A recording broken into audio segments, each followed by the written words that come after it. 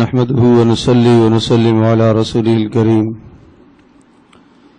أما بعد فأعوذ بالله من الشيطان الرجيم بسم الله الرحمن الرحيم ظهر الفساد في البر والبحر بما كسبت أيدي الناس ليذيقهم بعض الذي عملوا لعلهم يرجعون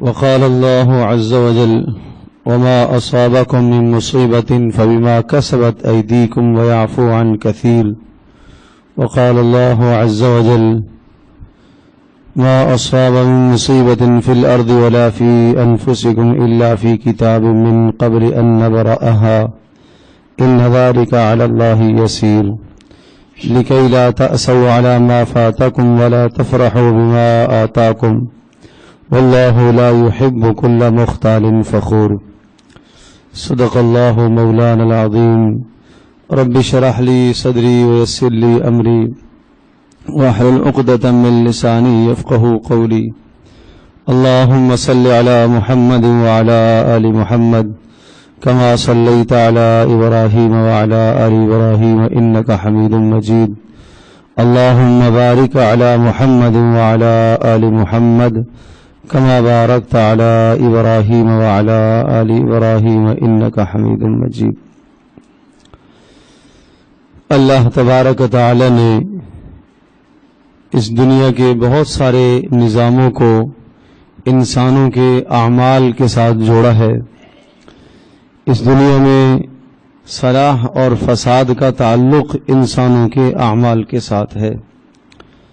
اس دنیا کے حالات بہتر ہو جائیں اور امن و امان قائم ہو جائے اور سب کے سب چین سکھ کی زندگی گزارنے لگ جائیں، ساری کوششیں، ساری محنتیں اور ساری جان فشانیاں کر لیں، جب تک اللہ تبارک و تعالی راضی نہیں ہوگا اس وقت تک دنیا کے حالات بہتر نہیں ہوتے، اس وقت تک امن و امان قائم نہیں ہو سکتا، اس وقت تک فیصلے آسمانوں سے انسانوں کے حق میں درست نہیں اتر سکتے جب تک اللہ تبارک و تعالیٰ کی رضا ہمیں حاصل نہ ہو جائے۔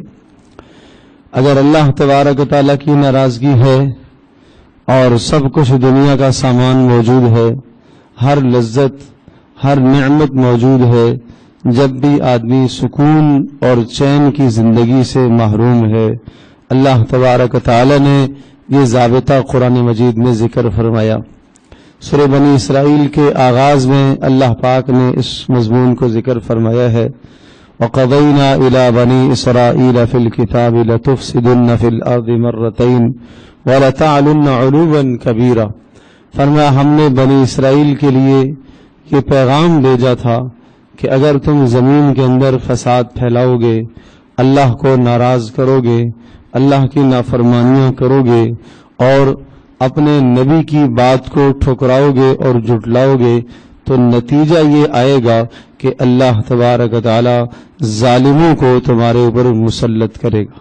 فَإِذَا جَاءَ وَعْدُ أُولَاهُمَا بَعَثْنَا عَلَيْكُمْ عِبَادًا لَنَا أُولِي بَأْسٍ شَدِيدٍ فَجَاسُوا خِلَالَ الدِّيَارِ۔ فرمایا جب ان کی نافرمانیاں حد سے تجاوز کر گئیں اور وہ فیصلہ جو اللہ تبارک و تعالی نے سنایا تھا اس فیصلے کا وقت آ گیا، بعثنا علیکم عبادا لنا اولی بأس شدید فجاسوا خلال الدیار، ہم نے ظالم لوگوں کو ان پر مسلط کیا اور وہ ظالم حکمران ایسے مسلط ہوئے کہ وہ ان کی بستیوں کے اندر گھس گھس کر داخل ہو کر ان کی عبادت خانوں کو انہوں نے تباہ اور مسمار کر دیا اور لوگوں کو قتل کیا، یہاں تک کہ ایک ایک دن لاکھوں لاکھوں یہودی قتل کیے گئے۔ پھر اللہ پاک کا نظام دوبارہ اللہ پاک کی طرف جب لوگوں نے رجوع کیا، حضرت موسیٰ علیہ السلام کے بعد پھر انبیاء علیہ السلام آتے گئے اور جب بھی کوئی نبی دنیا سے رخصت ہوتا اللہ دوسرے نبی کو بھیجتا اور اس نبی نے آ کے محنت کی اور امت میں پھر اصلاح کی کوشش فرمائی۔ انبیاء علیہ السلام کی ان محنتوں کے نتیجے میں پھر اللہ کی طرف لوگ متوجہ ہوئے، وہ عذابات اللہ نے دور فرمائے۔ لیکن ثم رددنا لکم الکرۃ علیہم وامددناکم بالاموال وبنین وجعلناکم اکثر نفیرا. حضرت داؤد علیہ السلام کے زمانے میں، حضرت سلیمان علیہ السلام کے زمانے میں اللہ پاک نے پھر دوبارہ سے انہیں غلبہ عطا فرمایا، اور ایسا غلبہ عطا فرمایا کہ پوری دنیا پر پھر سے یہ غالب ہو گئے. اور پھر جب غالب ہوئے اللہ نے مال کی بھی بہتات اور مال کی بھی کثرت عطا فرمائی، اللہ نے دنیا کی ہر نعمت عطا فرمائی. لیکن جب حضرت داؤد علیہ السلام، سلیمان علیہ السلام دنیا سے رخصت ہو گئے، اس کے بعد پھر یہ بغاوت پر اتر آئے، پھر اللہ کی نافرمانی میں پڑ گئے، پھر گناہوں کی زندگی میں آ گئے. تو اللہ پاک نے پھر ارشاد فرمایا فَإِذَا جَاءَ وَعْدُ الْآخِرَةِ لِيَسُوءُوا وُجُوهَكُمْ وَلِيَدْخُلُوا الْمَسْجِدَ كَمَا دَخَلُوهُ أَوَّلَ مَرَّةٍ. ارشاد فرمایا کہ جب دوبارہ سے سرکشی حد سے تجاوز کر گئی تو اللہ پاک کا پھر وہ حکم دوبارہ متوجہ ہوا. اللہ نے ایک اور ظالم بادشاہ کو مسلط کیا، اور فجاسوا خلال الدیار، اور اس بادشاہ نے کیا کیا وَلِيَدْخُلُوا الْمَسْجِدَ كَمَا دَخَلُوهُ أَوَّلَ مَرَّةٍ.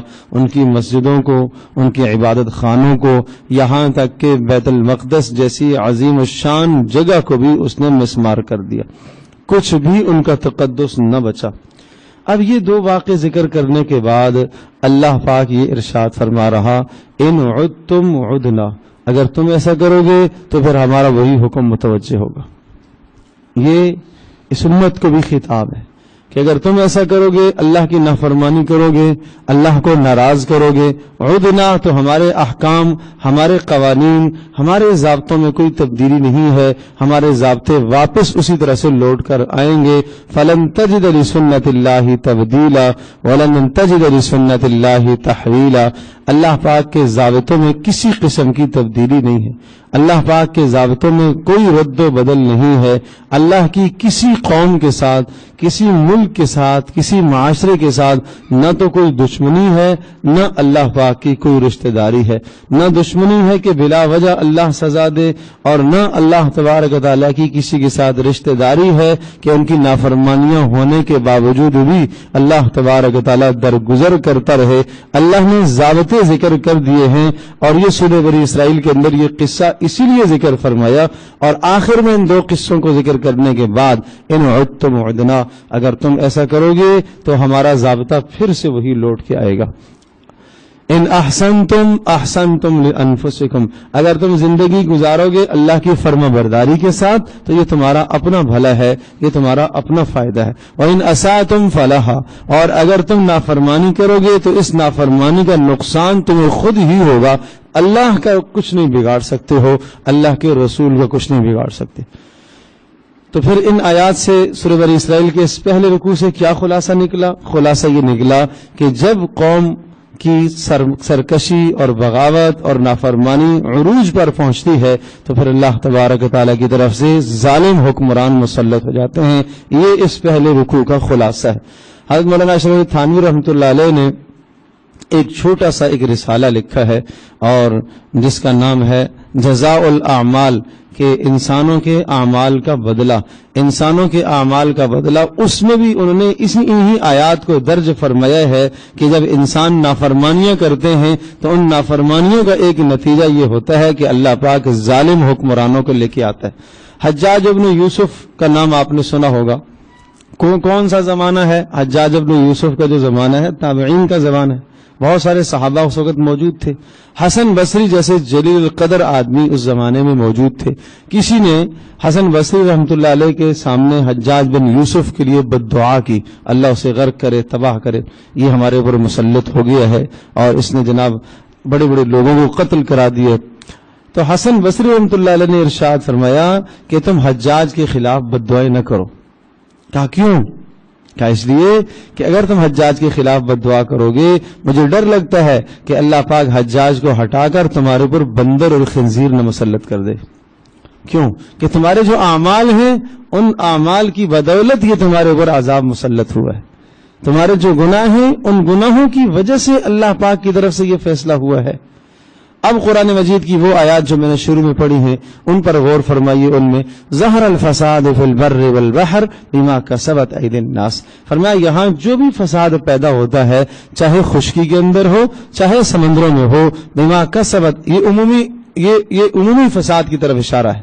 عمومی فساد جو پوری امت میں پیدا ہوتا ہے جس سے امت کا ہر فرد اس عذاب سے اور اس پریشانی میں مبتلا ہوتا ہے، فرمایا بما کسبت ایدی الناس، یہ تمہارے اعمال کا نتیجہ ہے.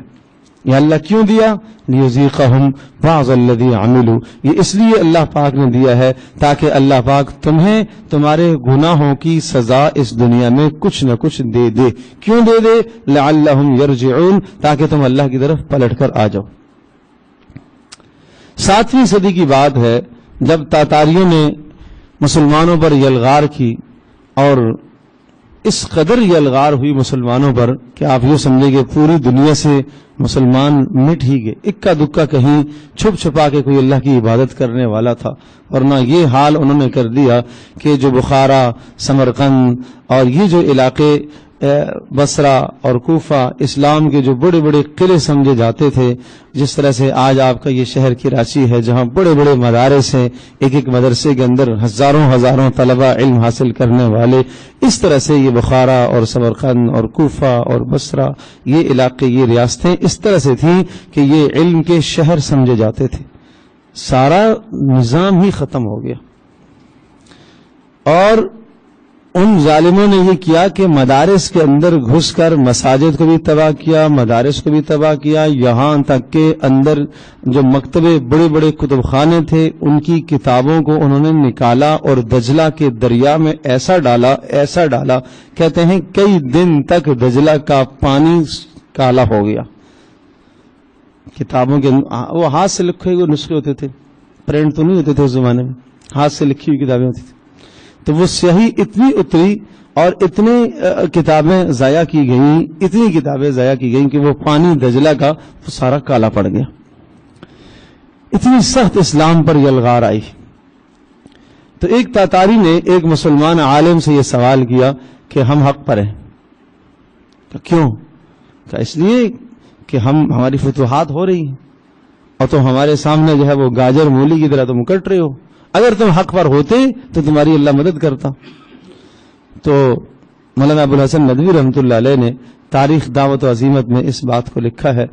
تو اس عالم نے ارشاد فرمایا کہ ایسا معاملہ نہیں ہے. ہماری مثال بکریوں کی سی ہے. چرواہے سے جب بکریاں منتشر ہو جاتی ہیں اور بکھر جاتی ہیں تو چرواہا کتوں کو پیچھے چھوڑتا ہے اور کتے پیچھے لگتے ہیں ان بکریوں کے، اور ان بکریوں کو وہ کاٹتے بھی ہیں اور مالک کی طرف واپس لوٹاتے ہیں. اور جب وہ بکریاں ساری مالک کے پاس واپس آ جاتی ہیں تو بادشاہ وہ چرواہا اپنے کتوں کو پیچھے بلا لیتا ہے. اسی طرح سے اللہ تبارک و تعالیٰ نے تمہیں ہمارے اوپر ہماری بغاوت، ہماری سرکشی، ہماری نافرمانی کی وجہ سے مسلط کیا ہے. جس دن ہم اللہ کی طرف پلٹ گئے، رجوع ہو گیا، تو اللہ تبارک و تعالیٰ تمہارا تسلط ہم سے ہٹا دے گا. تمہاری مثال کتوں کی سی ہے اور ہماری مثال بکریوں کی سی ہے. تو قرآن مجید کی آیات بھی ہمیں یہی سمجھا رہی ہیں. تو میرے عزیز دوستوں اور بزرگوں، یہ باتیں میں اس لیے عرض کر رہا ہوں کہ اس وقت انتخابات کا زمانہ قریب آ رہا ہے اور ہر شخص کی زبان پر اسی موضوع پر گفتگو ہے اور اسی قسم کی باتیں چل رہی ہیں. ذرائع ابلاغ بھی اسی قسم کی باتیں کر رہے ہیں، اخبارات کے اندر بھی اسی قسم کی باتیں ہیں. 2-4 محفل جہاں لوگ بیٹھتے ہیں، تبصرے ہوتے ہیں، تو یہی باتیں ہوتی ہیں. میں آپ سے وہ بات عرض کر رہا ہوں جو اللہ کے رسول صلی اللہ علیہ وسلم نے ہمیں بتائی ہے. وہ بات سوچو کہ کیا بتایا، وہ پیغام ہمیں دیا. حضرت صلی اللہ تعالی وسلم نے یہ ارشاد فرمایا کہ اللہ کا یہ فرمان ہے، اللہ کا یہ ارشاد پاک ہے، انا ملک الملوک، میں بادشاہوں کا بادشاہ ہوں، میں بادشاہ ہوں. انا الملک، انا ملک الملوک، میں بادشاہوں کا بادشاہ ہوں. سارے کے سارے بادشاہوں کے دل میرے قبضہ قدرت میں ہیں. سارے بادشاہوں کے دل میرے قبضہ قدرت میں. اور میں جب تمہارے اندر فرما برداری دیکھوں گا، اللہ فرما رہا، جب تم میرے فرما بردار بنو گے تو میں بادشاہوں کے دلوں میں تمہارے لیے نرمی پیدا کر دوں گا اور وہ تمہارے پر مہربان ہوں گے اور وہ تمہاری عزت کریں گے اور وہ تمہاری ضروریات کا خیال کریں گے. لیکن اگر تم میرے نافرمان بن جاؤ گے، تم میرے باغی بن جاؤ گے، تو میں بادشاہوں کے دلوں سے رحمت کو نکال دوں گا، مہربانی کو نکال دوں گا. وہ تمہارے اوپر پھر ظلم کریں گے، پھر زیادتیاں کریں گے. اور جب تم ایسے حالات دیکھو کہ بادشاہ لوگ، حکمران لوگ، ارباب اقتدار لوگ آپ پر ظلم کرنے لگ جائیں، زیادتیاں کرنے لگ جائیں، آپ کے حقوق ادا نہ کریں، تو پھر تم انہیں برا بلا نہ کہو، انہیں برا بلا کہہ کر، انہیں گالیاں دے کر اپنا وقت نہ ضائع کرو. تم سب کے سب میری طرف پلٹ آؤ، میری طرف رجوع کرو. یہ اللہ کا پیغام ہے، تم میری طرف رجوع کرو. جب تم میری طرف رجوع کرو گے تو میں پھر ان کے دلوں کو تمہارے لیے نرم کر دوں گا. تو یہ تو فیصلے آسمانوں سے ہوتے ہیں، یہ فیصلے اوپر سے ہوتے ہیں، اور یہ ہوتے ہیں ہمارے اعمال کی بدولت. اب آپ یہ کہیں گے کہ ہم تو چند لوگ بیٹھے ہیں، بھائی ہمارے اعمال سے کیا ہوگا؟ ایک پورے ملک کا نظام ہمارے اعمال سے کیسے بدل سکتا ہے؟ تو یاد رکھیے گا، ایک شخص کے استغفار سے، ایک شخص کی توبہ سے، ایک شخص کی محنت سے اللہ تبارک و تعالی دنیا کی حالت کو بدل سکتا ہے. محنت پر کوئی آئے تو صحیح. وَمَا كَانَ رَبُّكَ لِيُهْلِكَ الْقُرَىٰ بِظُلْمٍ وَأَهْلُهَا مُصْلِحُونَ. ارشاد فرمایا جب تک کسی بستی کے اندر اصلاح کرنے والے لوگ موجود رہیں گے، حق بات کہنے والے موجود رہیں گے، اللہ تبارک و تعالیٰ اس بستی کی ہلاکت کا فیصلہ نہیں کرتا جب تک اصلاح والے موجود ہوں گے. صالحین نہیں کہا، یہ نہیں کہا کہ جب تک نیکی کرنے والے موجود ہوں گے، نہیں، جب تک نیکی پھیلانے والے موجود ہوں گے. نیکی کرنے والے ہزاروں موجود ہیں، نیکی کرنے والے، نیک اعمال کرنے والے ہزاروں ہوں، بستی بھری پڑی ہو. اللہ تبارک تعالیٰ کی طرف سے جو فیصلے اترتے ہیں وہ نیکی کے پھیلانے پر اترتے ہیں. تو ہر آدمی اپنی تئیں محنت کرے جہاں اس کا اقتدار ہے. ہر آدمی کا اپنے گھر میں تو اقتدار ہے، ہر آدمی کا اپنے دفتر میں، آفس میں اس کے ماتحت دو چار کام کرنے والے ہیں، وہاں اس کا اقتدار ہے. ہر آدمی اپنے اقتدار میں محنت کرے. جس کا جتنا اقتدار ہے اس اقتدار کے متعلق اس سے پوچھا جائے گا. آپ کا کیا خیال ہے کہ یہ جو جب باتیں آتی ہیں اقتدار کی، جب باتیں آتی ہیں عدل و انصاف کرنے والے حکمران، عدل و انصاف کرنے والے بادشاہ، تو اس کا یہ مطلب تھوڑا ہی ہے کہ جو ملک کا ہی سربراہ وہی مراد ہے. ہر آدمی اپنے ماتحتوں پر حکمران ہے، ہر آدمی اپنے ماتحتوں کا سربراہ ہے. ہر آدمی اپنے ماتحتوں پر تو کوشش کرے. تو دیے سے دیا جلا کرتا ہے، ایک چراغ سے دو چراغ، دو سے چار کرتے کرتے کرتے.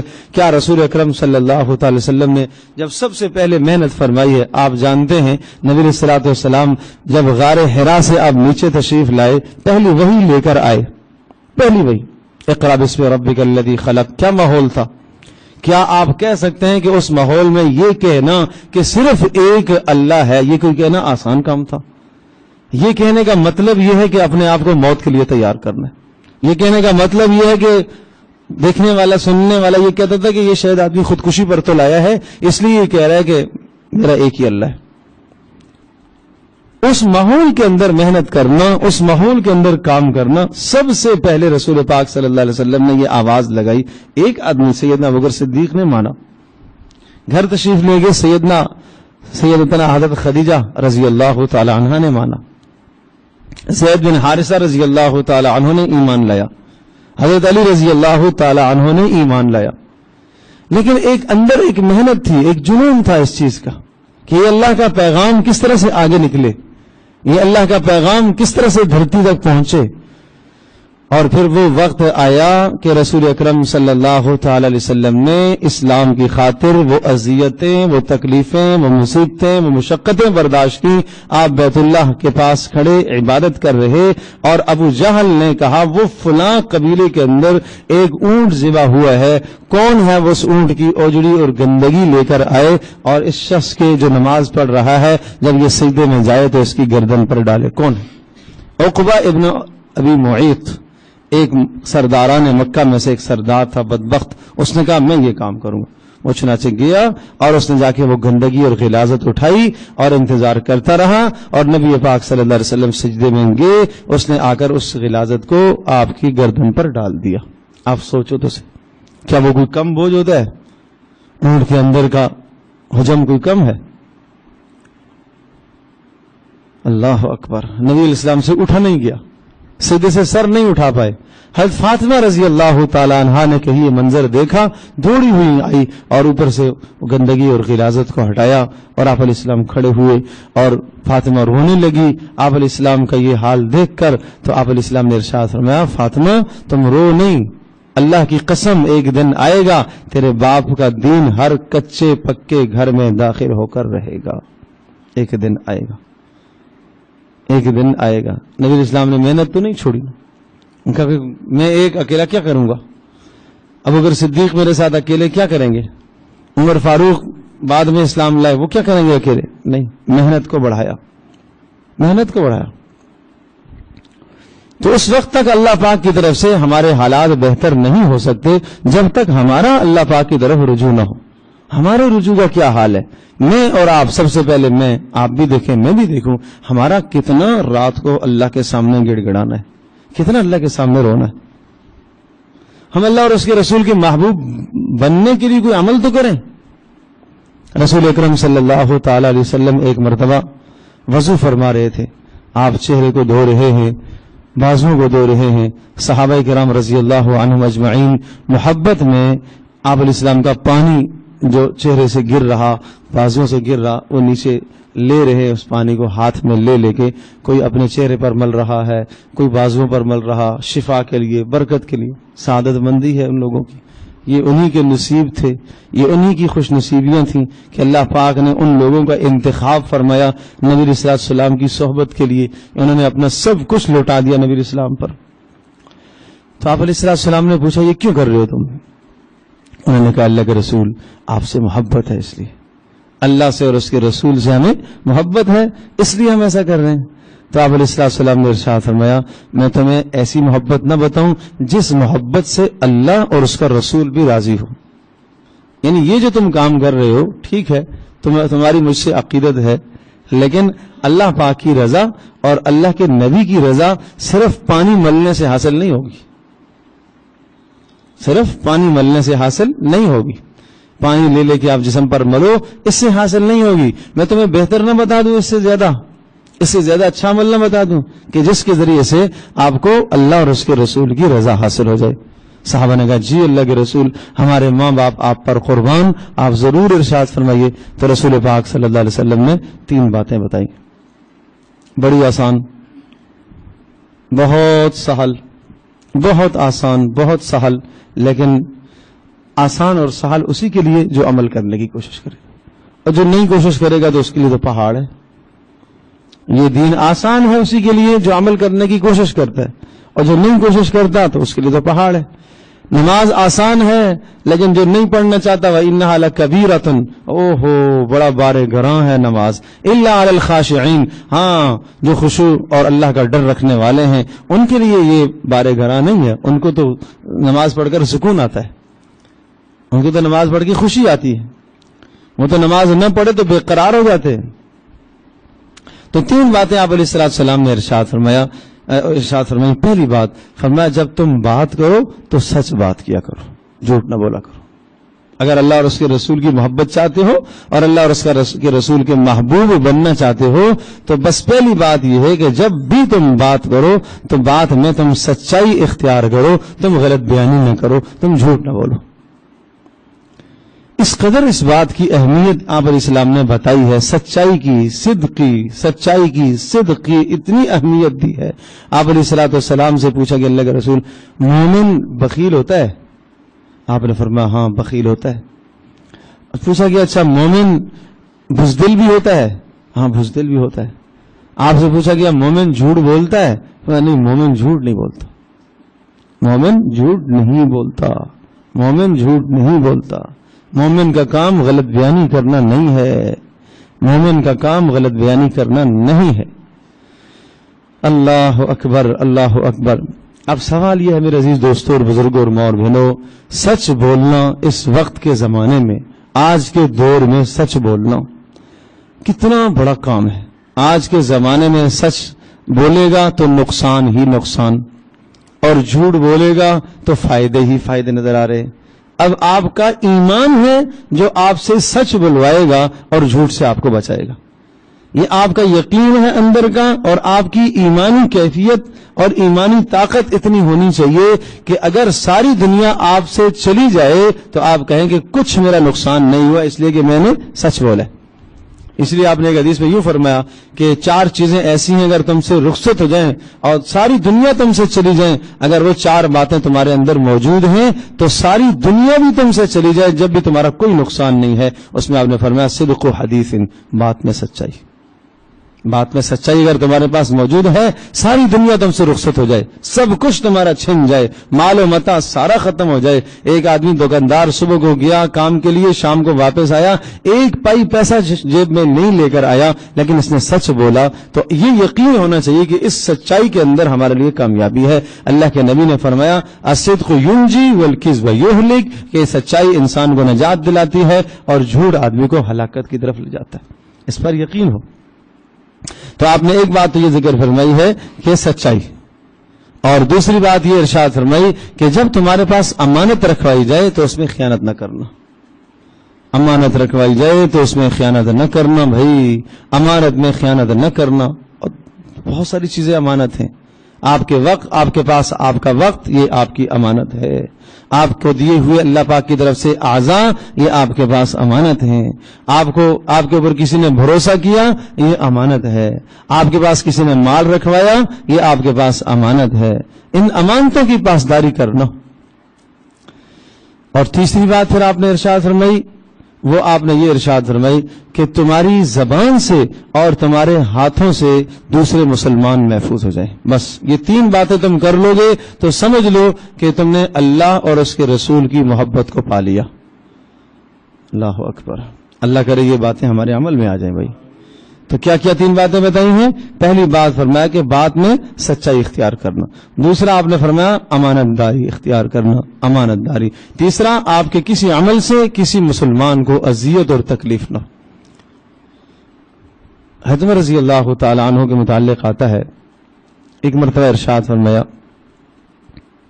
لا یغرنکم، تمہیں دھوکے میں نہ ڈالے آدمی کا راتوں کا رونا، تہجد کی نماز کا پڑھنا اور راتوں کا آہو بکا کرنا، یہ تمہیں دھوکے میں نہ ڈالے، تمہیں دھوکے میں نہ ڈالے، تمہیں دھوکے میں نہ ڈالے۔ فرمایا آدمی بنتا ہے 2 خوبیوں سے، آدمی بنتا ہے 2 خوبیوں سے، ایک سچائی سے، ایک امانت داری سے۔ جس کے اندر سچائی نہیں ہے، جس کے اندر امانت داری نہیں ہے، وہ آدمی نہیں ہے، وہ انسان گویا کہ انسان کہلانے کا مستحق نہیں ہے۔ تو بات یہ عرض کر رہا تھا کہ جیسے ہمارے اعمال ہوں گے اسی کی بقدر اللہ پاک کی طرف سے آنے والے حالات بھی ہوں گے۔ جیسے ہمارے اعمال ہوں گے ایسے ہی اللہ پاک حکمران عطا فرمائے گا، ایسے ہی اللہ پاک حکمرانوں کو مسلط کرے گا۔ تو عرض یہ کر رہا ہوں کہ اس وقت ہم سب کی ضرورت ہے کہ ہم اللہ تبارک و تعالیٰ سے اپنے گناہوں کی معافی مانگیں، کہ کہیں ایسا نہ ہو کہ اس دنیا میں آنے والا جو نظام ہے اس نظام کے اندر خرابی ہو اور اس خرابی کے اندر ہمارے گناہوں کا بھی حصہ ہو، ہمارے گناہوں کی وجہ سے بھی وہ نظام خراب ہوا ہے۔ ہم میں سے ہر آدمی اللہ کی طرف متوجہ رہے۔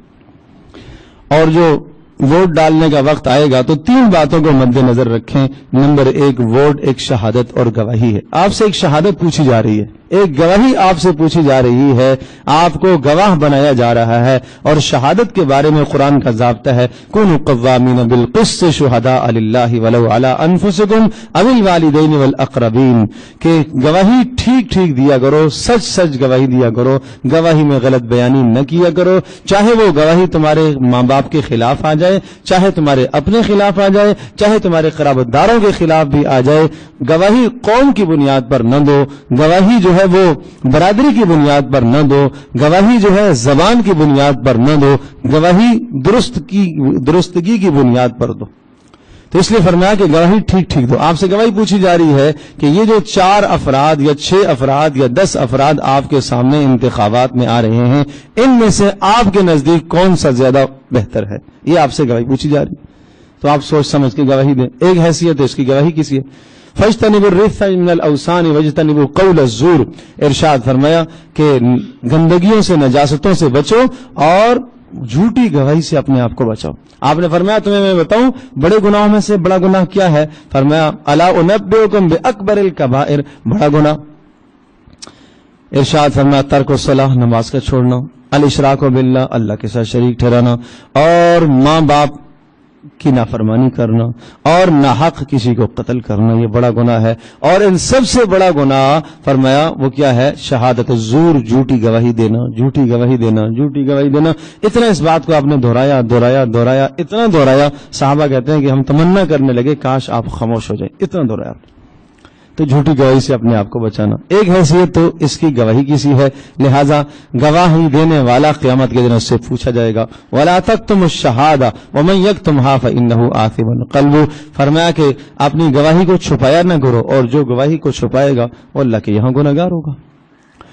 اور دوسری حیثیت اس کی سفارش کسی ہے. سفارش کا مطلب یہ ہے کہ اگر آپ کسی اچھے کام کی سفارش کرتے ہیں، آپ سفارش کر رہے ہیں کہ میں یہ سفارش کرتا ہوں اور میں یہ سمجھتا ہوں کہ فلاں آدمی اس اقتدار کا، اس عہدے کا مستحق ہے، یہ آپ سفارش کر رہے ہیں. تو من یشفع شفاعۃ حسنۃ یکن لہ نصیب منہا، جو آدمی اچھی سفارش کرے گا، جتنے بھی وہ اچھے کام کرے گا ان اچھے کاموں کا اجر اس کو بھی ملے گا، اچھی سفارش کرنے والے کو. ومن یشفع شفاعۃ سیئۃ یکن لہ کفل منہا، اور جو آدمی کوئی بری سفارش کرے گا، جتنا بھی وہ آدمی اس اقتدار کے اندر جھانک کر برے کام کرے گا، ان برے کاموں کے اندر اس سفارش کرنے والے کا بھی حصہ ہوگا. تو اس کی حیثیت سفارش کسی ہے. نمبر 3 اس کی حیثیت وکالت کسی ہے. آپ اپنا وکیل بنا رہے ہیں کہ ہم اس آدمی کو اپنا معتمد سمجھتے ہیں، اپنا معتبر سمجھتے ہیں کہ ہماری تمام تر ضروریات کو پورا کرے گا اور ہماری ضروریات کو یہ حکام بالا تک لے کر جائے گا. آپ اس کو اپنا وکیل تصور کر رہے ہیں. تو ووٹ کی حیثیت عرض کر رہا ہوں شہادت کسی ہے، اور اسی طرح سے سفارش کسی ہے، اور وکالت کسی ہے. اسلام نے شہادت کے متعلق اور اسی طرح سے اللہ آپ کو بھلا کرے سفارش کے متعلق اور وکالت کے متعلق احکام عطا فرمائے ہیں. ان احکام کو مد نظر رکھتے ہوئے اس عظیم ذمہ داری کو ادا کیا جائے. بہرحال آخری بات یہ عرض کرتا ہوں، جو آیات میں نے پڑھی تھی، ایک تو وہ اس کی تشریح پہلے کر چکا ہوں کہ زمین میں جو بھی فساد پھیلتا ہے وہ انسان کے اعمال کا نتیجہ ہے. نمبر 2 ارشاد فرمایا وما اصابکم من مصیبت فبما کسبت ایدیکم ویعفو عن کثیر، تمہارے بہت سارے گناہوں سے تو اللہ ویسے ہی درگزر کرتا رہتا ہے، ہاں البتہ تمہارے کچھ گناہوں کی سزا اللہ پاک تمہیں دیتا ہے، اور اس دینے کا مقصد اور وجہ یہی ہے تاکہ تم اللہ کی طرف رجوع کرو. ما اصاب من مصیبت فی الارض ولا فی انفسکم الا فی کتاب من قبل ان نبرأها ان ذلک علی اللہ یسیر. ارشاد فرمایا کہ جب تمہارے پر مصیبت آئے گی یا تمہیں کوئی خوشی ملے گی، اچھائی ملتی ہے، تو سمجھ لو کہ اللہ پاک کی طرف سے وہ اچھائی ہے. مصیبت آئی ہے تو سمجھ لو کہ اللہ پاک کی طرف سے مصیبت آئی ہے. یہ تمہیں اس لیے بتایا جا رہا ہے تاکہ اچھائی جب تمہیں ملے تو تم اترانے نہ لگ جاؤ، تم تکبر میں نہ مبتلا ہو جاؤ، تم اپنے آپ کو بڑا نہ سمجھو. تمہیں یہ سمجھنا چاہیے کہ یہ نعمت اللہ پاک کی طرف سے ملی ہے. اور جب تمہیں مصیبت آئے تو اس وقت کہیں ایسا نہ ہو کہ تم اللہ سے مزید دور چلے جاؤ، نہیں، تمہیں سمجھنا چاہیے کہ یہ تمہارے اعمال کا نتیجہ ہے، اور اس مصیبت کے ہٹانے کا واحد حل اللہ کو راضی کرنا ہے. ایک بادشاہ کہیں پریشان ہو گئے اور قحط سالی میں مبتلا ہو گئے اور ساری رعایا عوام پریشان ہے، تو وزراء میں سے ایک وزیر بڑا ہوشیار تھا، سمجھدار تھا.